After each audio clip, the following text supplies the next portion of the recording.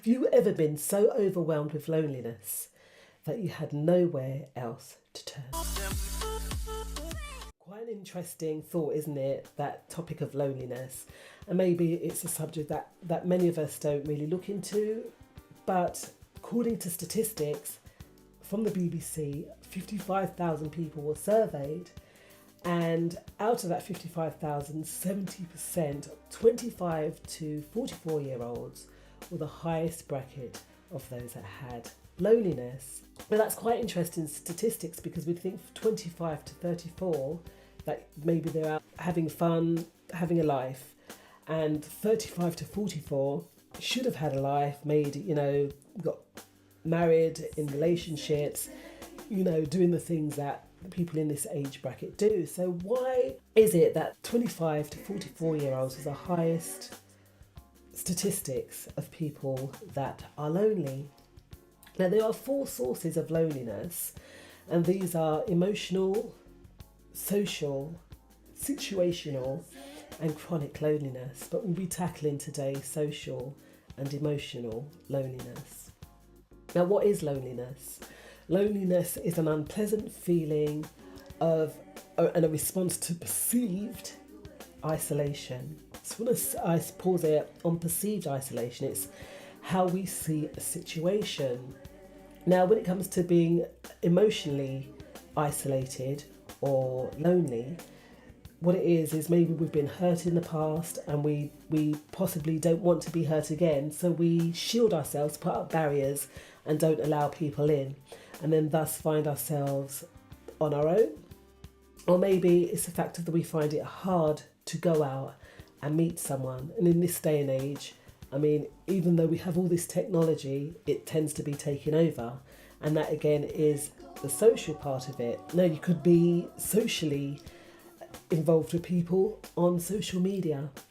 You could have a world of friends, but still feel very, very lonely. And that's very interesting, isn't it? That you in an interactive way, you have friends, but in the real world, you're on your own. We know within this time of isolation, we've had to have relationships online.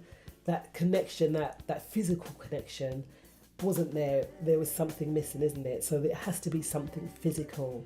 So how can we tackle these issues? Well, when we're dealing with emotional loneliness, possibly what we can do is visualize and see where we can make the needed changes. So when it comes, because I said that we perceive that isolation, so there's something that we can actually do about it. So even regardless of maybe being hurt in the past, overcoming those barriers and trying to press forward in ways that we can go out and meet others. And that brings us to the social aspect of it. You can go meet people. And a lot of the things when it comes to social loneliness is that maybe we have a lack of self-esteem, maybe we're not motivated and our mood doesn't drive us to want to go and meet people.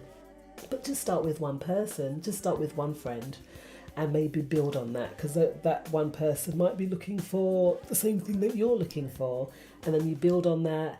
And then before you know it, you have a nice social group of people that you can get along with. Know your worth as well, because I'm sure you have it in you. You are that great to be able to go out and meet others.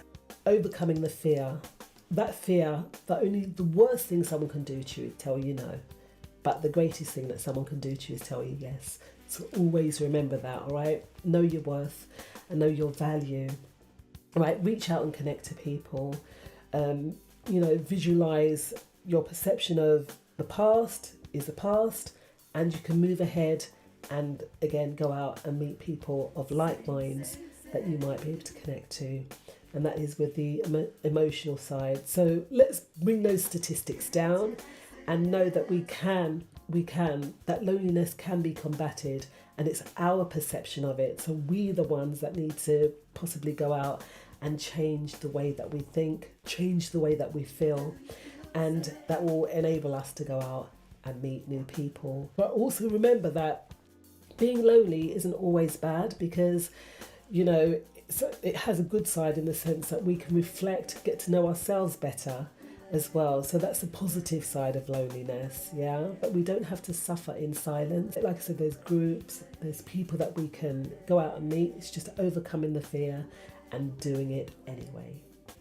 Like I say, if you like this video, please hit that link below and hit the notification bell, and I'll see y'all on the other side. Take care.